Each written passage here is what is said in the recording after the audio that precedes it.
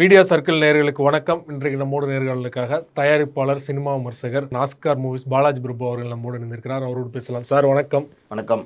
நடிகர் அஜித் மும்முரமான ஒரு car race பயிற்சியில் ஈடுபட்டிருக்காரு. விரைவில் அவர் கலந்துக்கிற ஒரு கார் ரேஸ் பந்தயம் நடக்க இருக்குது. இந்த சூழலில் இன்றைக்கு துபாயில் பயிற்சியில் ஈடுபட்டிருக்கும் போது அவருடைய கார் விபத்து சந்திச்சது. அந்த வீடியோக்கள்லாம் இப்போ சமூக வலைதளத்தில் வைரல் ஆகிட்டு இருக்கு.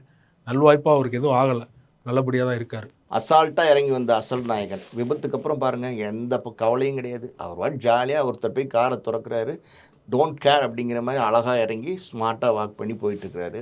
அதாவது இது மாதிரி பல விபத்துக்களை அவர் பார்த்துட்டார் சார். அதாவது அவருடைய ஆசையே என்னென்னா, அவருடைய ஆம்பிஷன், அவருடைய பேஷன் எல்லாமே பார்த்திங்கன்னா சினிமாவை தாண்டி கார் ரேஸு, பைக் ரேஸு, இதெல்லாம் அவருடைய ஆசைகள். அதனால் ஒரு சினிமாவில் ஒரு கதாநாயகனாக இன்றைக்கி தமிழ் சினிமாவை பொறுத்த வரைக்கும் பெரிய சூப்பர் ஸ்டாராக இருக்கிற ஒரு நடிகர் அஜித். அதில் ஒன்றும் மாற்று கருத்தே கிடையாது. ஆனால் அவர் பல காலங்கள் கடந்து கூட அவருடைய அந்த ஆசைன்னு ஒன்று இருக்குது பார்த்தீங்களா, அந்த சின்ன சின்ன ஆசைன்னு சொல்லுவாங்க. ஒரு உதாரணத்துக்கு, பெரிய பணக்காரன் ஆனதுக்கப்புறம் ஏதோ ஒரு பெட்டி கடையில் இறங்கி ஒரு கமர் கட்டு வாங்கி சாப்பிட்ணுன்னு ஆசைப்படுவாங்க பார்த்தீங்களா, அந்த மாதிரி இவர் ஆசையே பைக் ஓட்டணும், கார் ஓட்டணுங்கிறது தான். இப்போ பாருங்கள், நீங்கள் பார்த்துக்கிட்டே இருங்க. இப்போ 2 படம் நடிச்சு கொடுத்தாரு, விடாமுயற்சி, குட் பேட் அக்லி.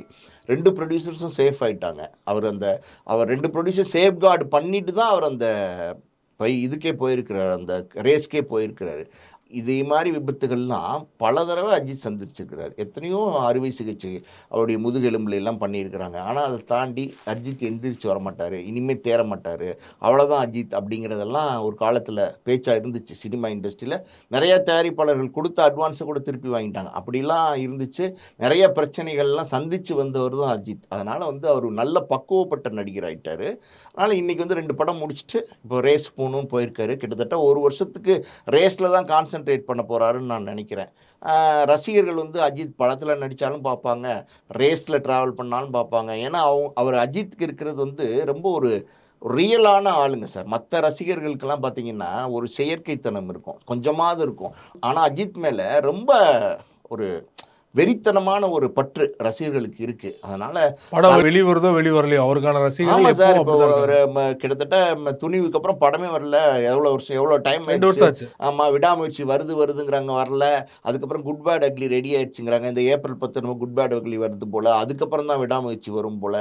பல அடிமேல் அடித்தா கூட அஜித் ரசிகர்கள் மறுபடியும் அஜித் மாதிரியே எந்திரிச்சு நிற்பாங்கன்னு சொல்கிறாங்க. எந்த ஈவெண்ட்லையுமே கலந்துக்கிறது இல்லை அவர். ப்ரொமோஷன் எதுலையும் கலந்துக்க சார். அவர் எழுதுங்க, அவர் ஒரு தனி வாழ்க்கை வாழணும்னு ஆசைப்படுறாரு. அதாவது சொல்கிறேன்ல, அவர் இவ்வளோ சம்பளம் வாங்குறாரு, இந்த படத்தில் நடிக்கிறாரு, எல்லாம் அவரோட ப்ரொஃபஷன், அவருடைய தொழில் செய்கிறாரு. அதை மீறி அந்த வெளியில் பந்தா பண்ணுறது, அந்த பட்டத்தை ஏற்றுக்கிறது, அதை மீறி அவர் வெளியில் பந்தா பண்ணுறது, அந்த எல்லாம் அப்படி ஷோ காமிக்கிறது, இந்த வேலையெல்லாம் அவர் பண்ணுறதில்ல சார். ரசிகர்கள் நம்ம படத்தை பார்க்கட்டும், என்ஜாய் பண்ணட்டும், ட்ரீட் அப்படியே எடுத்துக்கிட்டோம். மற்றபடி இதுக்கு மேலே எதுவும் நம்ம ரசிகர்கிட்ட எதிர்பார்க்கக்கூடாது அப்படின்னு ரொம்ப தீர்மானமாக இருக்கிற ஒரு நடிகரில் அஜித் ஒரு நடிகர். இந்த விபத்தெல்லாம் எப்படி சொல்கிறது, அவருக்கு அல்வா சாப்பிட்ற மாதிரின்னு சொல்லலாம். சாதாரணமாக கடந்து போவார் சார். இதே மாதிரி பல விபத்துகளை அவர் சந்திச்சிருக்கிறார் முன்னாடி. Bike accident. ஆமாம் ஆமாம். அதனால் இதெல்லாம் அஜித்தை பொறுத்த வரைக்கும் இது பெரிய விஷயமா நம்ம பார்க்க வேண்டாம். அதே போல் கார் ரேஸில் மும்முரமாக அவர் கிளம்புறங்க போகிறாரு. அப்போயே ஒரு தகவல் என்ன வந்ததுன்னா, படங்கள் நடிக்கிறதை கம்மி பண்ண போகிறாரு. ஒரு பக்கம் விஜய் அவர்கள் இதுதான் கடைசி படம்னு அனௌன்ஸ் பண்ணிட்டாரு, அவர் அரசியலுக்கு போகிறாரு. அதே மாதிரி அஜித் அவர்களுமே இன்னும் ஒரு 2-3 படங்கள் தான் அடிப்பார். அதுக்கப்புறம் கார் ரேஸில் முழுமையாக பங்கு பெற போகிறாரு அப்படின்னு சொல்கிறாங்க இல்லையா? நியாயமாக உண்மையாக கூட இருக்கலாம். இப்போ விஜய் அரசியல் போகிறாரு, 69 கடைசி படம்னு சொல்லியிருக்காரு. அரசியல் போனதுக்கப்புறம் ஒருவேளை அரசியல் அவரால் ஜொலிக்க முடியல, ஜெயிக்க முடியலன்னா மறுபடியும் என்ன பண்ணுவார்னு பார்க்கணும். 70வது படத்துலேருந்து மறுபடியும் ரீஸ்டார்ட் பண்ணுவாரா அப்படின்னு பார்க்கணும். அது இல்லாமல் என்னுடைய கருத்து என்னென்னா, மறுபடியும் படம் நடிப்பார் விஜய். ஓகே, நிச்சயமாக நடிப்பார், தொடர்ந்து படம் நடிப்பார். அவர் எதிர்பார்த்த வெற்றி அரசியல் கிடைக்காது, இவ்வளோ சீக்கிரம் கிடைக்காது. அதுதான் என்னுடைய கருத்து. கிடைக்கலாம், ஆனால் அது காலமாகும். அதுக்கு இன்னும் பல மெச்சூரிட்டி வர வேண்டியிருக்கு விஜயை பொறுத்த வரைக்கும். அந்த மெச்சூரிட்டி இனிமேல் தான் விஜய் கொஞ்சம் கொஞ்சமாக வயசு காரணமாக, அனுபவம் காரணமாக வரும் அரசியலை பொறுத்த வரைக்கும். அது பொறுத்திருந்து காத்திருந்து தான் நம்ம பார்க்கணும் அவருடைய வெற்றியை. ஆனால் அந்த இடைப்பட்ட காலம்னு ஒன்று இருக்குல்ல, அதில் முழு நேர அரசியல்வாதியாக இருப்பாரா, இல்லை மறுபடியும் சினிமாவில் நடிப்பாராங்கிறது ஒரு கொஸ்டின் இருக்குது. இப்போ கமலஹாசன் எடுத்துக்கோங்க. மக்கள் நீதி மையம்னு ஒரு கட்சியை ஆரம்பித்தார். அவர் வந்து அரசியலுக்கு வந்தார். அரசியலில் பெருசாக பிரகாசிக்க முடியல. மறுபடியும் நடிக்க வந்துட்டார். விக்ரம்னு நடிக்க பிக் வந்துட்டார். பாஸ். பிக் பாஸ் மட்டும் இல்லை, காசு கொடுத்தா எல்லா இடத்துக்கும் போவார், அது வேறு விஷயம். அஜித்துக்கு நடிக்கிறதுல இன்ட்ரெஸ்ட் போயிடுச்சுன்னா சொல்ல முடியாது சார். வேண்டாம் போகுதுன்னு நினச்சிருக்கலாம். அதனால் நம்ம வந்து அது வந்து அவருடைய தனிப்பட்ட கருத்து, தனிப்பட்ட விருப்பம். இப்போ 75 வயசுல எல்லாம் சூப்பர் ஸ்டாராக நடிக்கிறாங்க. நான் ரஜினிகாந்த் சொல்லலை. அதாவது 75 வயசில் நடிக்கிறாங்க, 70 வயசில் நடிக்கிறாங்க, 68 வயசில் நடிக்கிறாங்க. நிறையா நடிகர்கள் பேர் சொல்ல வேணான்னு பார்க்குறேன், புரியுதா உங்களுக்கு? அதனால் அவ்வளோ வயசுலாம் நடித்து ரசிகர்களை டார்ச்சர் பண்ண வேண்டாம் அப்படின்னு அஜித் நினைக்கிறாரோ நம்ம தெரியல. இப்போ ஒரு 50 53 என்னமோ தான் நடக்குதுன்னு நினைக்கிறேன். கொஞ்ச நாள் இன்னும் கொஞ்சம் படங்கள் நடிச்சுட்டு ரிட்டையர் ஆகி ஜாலியாக லைஃப் லீட் பண்ணுவோன்னு நினைக்கலாம் சார். ஒரு சினிமாவில் 50-60 படங்கள் எத்தனை படங்கள் நடிச்சிருக்காருன்னு எனக்கு பெரிய கணக்கு தெரில.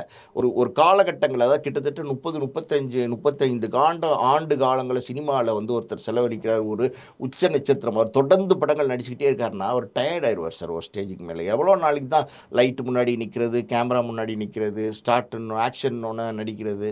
வேண்டாம், ஜாலியாக போய் என்ஜாய் பண்ணலாம். நல்லா சம்பாரிச்சாச்சு, சந்தோஷமாக இருப்போம். குடும்பம், பிள்ளை குட்டின்னு இருக்குல்ல, அவங்க மேலே அவங்களோட நம்ம சந்தோஷமாக இருக்கலாம்னு நினைக்கலாம். அந்த மனநிலை வந்து மற்ற நடிகர்களுக்கு இன்னமும் வரல. நிறைய நடிகர்கள் பார்த்தீங்கன்னா பார்ட் 2 பார்ட் 3ன்னு பண்ணிட்டு போகிறாங்க. நான் யாரை சொல்கிறேன்னு உங்களுக்கு தெரியும், விட்டுருவோம். அந்த மனநிலை வந்து வேண்டாங்கிற மனநிலை அஜித்துக்கு இப்போவே வந்துருச்சுன்னு தான் நான் நினைக்கிறேன். சூர்யா அவர்கள் நடித்த கங்குவா திரைப்படம் மிகப்பெரிய அளவில் தோல்வி படம் அமைஞ்சது. ரசிகர்கள் வந்து ரொம்பவே ட்ரால் பண்ணாங்க. சமீபத்தில் எந்த படத்தையும் ட்ரால் பண்ணாத அளவுக்கு அந்த படத்தை ட்ரால் பண்ணியிருந்தாங்க. இந்தியன் 2 விட்டிங்களே. இந்தியன் 2க்கு அப்புறமா ஓகே சொல்லுங்க. அதுக்குள்ள போட்டி எது அதிகமாக ட்ரால் எது பண்ணது அதிகமாக ட்ரால் ஆன படம் அப்படின்னா கங்குவா தான். கங்குவா தான். இந்திய அளவில் சமீபத்தில் ஆஸ்கார் தகுதி பட்டியல் வெளியிட்டிருந்தாங்க. அதில் பார்த்தீங்கன்னா 323 படங்களில் 207 படங்கள் வந்து அந்த தகுதி பட்டியலுக்கு தேர்வாயிருக்குது. அதில் வந்து கங்குவா படமும் இருக்குது. அடடா எவ்வளோ சிறப்பான செய்தி ஏங்க, எவ்வளோ முக்கியமான செய்தி, நாட்டுக்கு தேவையான செய்திங்க. இப்போ கங்குவா தேர்வாயிருக்கு. அப்போ உண்மைதானே? உண்மைதான் சார். நம்ம நாட்டிலும் யாராவது ட்ரால் பண்ணியிருக்கிறது எடுத்து இப்போ எது உண்மை எது பொய்னே தெரில. நேற்றுக்கு பார்த்தீங்கன்னா சாயந்தரமெல்லாம் பார்த்தீங்கன்னா நயன்தாராவை சுற்றி வளைச்சிட்டாங்க. அதாவது வந்து ஒரு 5 கோடி கேட்டாங்க சிவாஜி ஃபிலிம்ஸு. சந்திரமுகிலேன்னு சுற்றி வளைச்சி நயன்தாராவை என்ன செய்கிறது ஏது செய்கிறதுன்னு நைட்டெல்லாம் தூங்க முடியாமல் மன உளைச்சலுக்கு ஆளாகி காலையில் வந்து சிவாஜி ஃபிலிம்ஸ்லேருந்து வாங்கின என்ஓசியை வந்து வெளியிட்டாங்க அறிக்கையிலே, அவங்களுக்கு. அதனால் இன்றைக்கி டெம்பரவரியாக இப்போ நயன்தாரா விட்டு வச்சுருக்குறாங்க. இப்போ அந்த இடத்த நிரப்புறதுக்கு ஏதாவது ஒரு கண்டென்ட் வேணும்ல சார். ஆடியன்ஸ்க்கும் வேணும், யூடியூப் சேனல்ஸ்க்கும் வேணும், பத்திரிக்கையாளர்களுக்கும் வேணும், எல்லாருக்கும் வேணும். அதனால் இப்போ வந்து கங்குவான்னு நினைக்கிறேன்ல, கங்குவா வந்து ஆஸ்காருக்கு தேர்வாயிருக்கு. கேலி கூத்தாக தான் இருக்குது. என்ன செய்ய முடியும்? அதாவது சூர்யாவுக்கு வந்து அதில் வந்து பெரிய பொருள் நஷ்டம். அதை வந்து எப்படியாவது ஈடுகட்டலாம் அப்படின்னு சொல்லி பார்க்குறாரு. இப்போ சமீபத்தில் பார்த்தீங்கன்னா கங்குவா வந்து தேட்டரில் ஓடலை, ஓடிடியில் நிறைய பேர் பார்க்குறாங்க அப்படின்னு சொல்லி ஒரு அறிவிப்பு கொடுத்துருந்தாங்க. ஓடிடியில் எல்லா படத்தையும் எல்லோரும் பார்க்குறாங்க சார். இப்போ தேட்டருக்கு வந்து பார்க்க வேணான்னு முடிவு பண்ணுற படங்கள் இருக்குது பார்த்திங்களா. ஐயா, இந்த படத்தை ஏன் தேட்டரில் பார்த்துக்கிட்டு ஓடிடியில் பார்த்துடலாம் அப்படிங்கிற மனநிலையில் மக்கள் இருக்காங்க.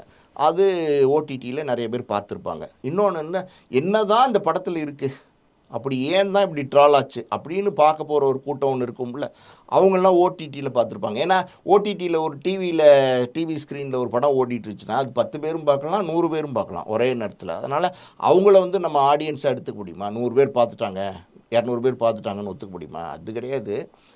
அதே மாதிரி இப்போ ஆஸ்காருக்கு தேர்வு பட்டியலில் வந்து கங்குவா தேர்வாயிருக்கு அப்படின்றதெல்லாம் வந்து எப்படி சொல்கிறது, சூர்யா எதையாவது வச்சு அதை காம்பன்சேட் பண்ணலாம். அவரை கங்குவாவை வந்து ரொம்ப ட்ரால் பண்ணிட்டாங்க, அதுலேருந்து எதையாவது வச்சு காம்பன்சேட் பண்ணலான்னு பார்க்குறாருன்னு நினைக்கிறேன் அந்த ட்ரால் பண்ண மேட்ரை. ஆனால் இதுவும் பார்த்திங்கன்னா அதாவது வந்து கீழே விழுந்தும் மீசியில் மண் ஒட்டாத கதை தான், வேற என்ன சொல்கிறது. இப்போ விவேக் ஒரு படத்தில் சொல்லுவார், நீங்கள் பார்த்துருப்பீங்க, எப்படி இருந்தேன்னா இப்படி ஆயிட்டேன் அப்படின்வாரு. அது மாதிரி ரிவர்ஸாக நம்ம சொல்லுவோம், இப்படி இருந்தேன்னா எப்படி ஆயிட்டேன் அப்படின்னு நிமிந்து காலரை தூக்கிட்டு கங்குவா உட்காருதுன்னு நினைக்கிறேன் கொஞ்சம் கொஞ்சமாக. ஆனால் இதெல்லாம் வந்து சார் ஃபுல்லாக பணம் தான். லாபி ப்ரைவேட் என்ட்ரின்னு ஒன்று இருக்குது ஆஸ்காரில். அது வந்து அந்த ப்ரைவேட் என்ட்ரியில் யார் வேணாலும் போகலாம். ட்ரிபிள் ஆர் படத்துக்கு பாட்டுக்கு கிடைச்சப்பயே வந்து இதுதான் விமர்சனம் வச்சாங்க. ஆமாம்மா 80 கோடி செலவு பண்ணி தான் ஆமாம், வாங்கினாங்க. 80 கோடி கிட்ட செலவு பண்ணி தான் அது வாங்கினாங்க. அதுக்கு நிறைய வேலைகள்லாம் பண்ணணும். அது வந்து ஒரு இமெயில் அனுப்புறதுல ஸ்டார்ட் பண்ணி, அது வந்து அதாவது சொல்கிறேன், அவங்கள கூப்பிட்டு வர்றது, அவங்களுக்கு ட்ரீட் கொடுக்குறது, ஃபாரினர்ஸோடையே சுற்றிக்கிட்டு இருக்கணும். அதாவது ஒரு 18 மாதம் 10 மாதம் சுற்றினா தான் அவங்களுக்குள்ள எல்லா இதையும் பூர்த்தி செய்யணும் சார். பூர்த்தி செஞ்சு அந்த கண்டென்ட்டும் அவங்களுக்கு ஓகேவாக இருக்கணும். ஏதோ ஏனாதானா கண்டென்ட்டு கொடுத்துட மாட்டாங்க. அந்த மாதிரியெல்லாம் போகணும். அப்படி போகும்போது அந்த ப்ரைவேட் லாபியில் கங்குவா போயிருக்கு. அப்படி இப்போ பணம் இருந்துச்சுன்னு வச்சுக்கோங்க, கங்குவா இல்லை சார், குங்குவா அப்படின்னு ஒருத்தன் படம் எடுத்தால் கூட அதுவும் ஆஸ்கார் அவார்டுக்கு அனுப்பலாம். காரணம் என்னென்னா பணம் இருக்குது. ஒரு 80 கோடி செலவழிக்க தயாராக இருந்தால் யார் வேணால் அனுப்பலாம். நீங்கள் எடுத்தாலும் அனுப்பலாம், நான் எடுத்தாலும் அனுப்பலாம். போயிருக்கு. அது வெற்றி அடையுமா வெற்றி அடையாதுங்கிறத நம்ம பார்ப்போம். 207 படங்கள் தேர்வாயிருக்கு இல்லையா, இதில் ஃபில்ட்ரு பண்ணுவாங்க. 323 படங்கள் வந்து போயிருக்கு. அதில் 207 தேர்வு பண்ணியிருக்காங்க. இதில் ஃபில்ட்ரு பண்ணுவாங்க. 207 படத்தையும் உட்காந்து பார்க்குறதுக்கு அவங்களுக்கு என்ன தலையெழுத்தா? இதில் ஃபில்ட்ரு பண்ணுவாங்க. பார்ப்போம் அடுத்த ரவுண்டில் கங்குவா வருதான்னு பார்ப்போம். அதுக்கப்புறம் தானே 80 கோடி செலவழிக்கிறதெல்லாம். இப்போ ஒரு 2 லட்சம் 3 லட்சம் செலவழிச்சிருப்பாரு. அப்படி நூல் விட்டு பார்க்குறது பட்டம் சிக்குதான்னு. சிக்கலைன்னா டக்குன்னு அத்துட்டு ஓடி போயிட வேண்டியதுதான். அடுத்த ரவுண்ட்லேயே ஒரு வேளை செலக்ட் ஆயிடுச்சுன்னா செலக்ட் ஆச்சுன்னா பரவாயில்ல, பட்டம் பறக்க ஆரம்பிச்சிச்சுன்னு கொஞ்சம் காலரை நிமித்தி விட்டுக்க வேண்டியதுதான். நம்ம பேசுனது தப்புன்னு 4 பேர் நம்மளை திட்டுவாங்க, நம்மளும் அந்த திட்டம் வாங்கிக்க வேண்டியதுதான். ஆஸ்கார் வந்து அவ்வளோ கேவலமாக போச்சு. இப்போ வந்து சார் கலைமாமணி, அப்புறம் பார்த்திங்கன்னா அந்த பத்மபூஷன், இந்த மாதிரி விருதுகள், ஸ்டேட் அவார்டு, நேஷ்னல் அவார்டு, இந்த மாதிரி விருதுகள்லாம் பார்த்திங்கன்னா உண்மையான கலைஞர்களை போய் சேர்றது கிடையாது. உண்மையானவே நடிகனுக்கு போய் சேர்றது கிடையாது. அதாவது ஒரு ஸ்டேட் அவார்டும் நேஷ்னல் அவார்டும் ரஜினிகாந்த் கொடுத்தா எப்படி சார் திட்டுவாங்க? இப்போ இதை பார்த்துட்டு ரஜினிகாந்த்க்கு ஏன் கொடுக்கக்கூடாதான்னு. அந்த காலத்தில் நல்ல படங்கள் நடித்தார், நல்ல சிறந்த நடிகைங்கிற ஸ்டேட் அவார்டை கூட்டு போய் ரஜினிகாந்த் கொடுக்குறாங்க. கமல் கொடுத்தா ஓகே, ரஜினி கொடுத்தா எப்படி ஏற்றுப்பீங்க? எல்லாமே வந்து சார் ஒரு லாபி ஆகிப்போச்சு. அதாவது வந்து ஒரு கூட்டமான ஒரு மக்கள் இருக்காங்க, அவங்களுக்குள்ளே பேசிக்கிட்டு சரி இந்த படத்தை கொடுத்துடலாம், இவர் கவர்மெண்ட்டுக்கு சப்போர்ட்டாக இருக்கார். இப்போ இங்கே ஒரு ரூலிங் பார்ட்டின்னு வச்சுக்கோங்க, அவங்களுக்கு தான் பத்மஸ்ரீ, கலைமாமணி எல்லாம் போய் சேரும். இப்போ அவங்களுக்கு உண்மையான ஆளுங்களுக்கு போகாது. இப்போ சென்ட்ரலில் ஒரு ரூலிங் பார்ட்டி இருக்காங்கன்னு வச்சுக்கோங்க, அங்கே வந்து அங்கே கொடுக்குற நேஷ்னல் அவார்டெலாம் அங்கே போய் சேரும். இதெல்லாம் ரொம்ப நாளாகவே இந்த மாதிரி ட்ரெண்டெல்லாம் வந்துருச்சு. அதனால் அவார்டு கிடைக்கிது அப்படிங்கிறதுனால அது வந்து உண்மையான அவார்டா, அந்த படம் அதுக்கு தகுதியாங்கிறது நம்ம பார்க்கணும். அப்படி சில படங்கள் வாங்கியிருக்கு. விருதுகள் மேலே இருக்கிற நம்பிக்கை மக்களுக்கு போயிடுச்சுன்னு நினைக்கிறீங்களா? இல்லை, விருது மேலே இருக்கிற நம்பிக்கை மக்களுக்கு போகலை, விருது மேலே நம்பிக்கையே இல்லை.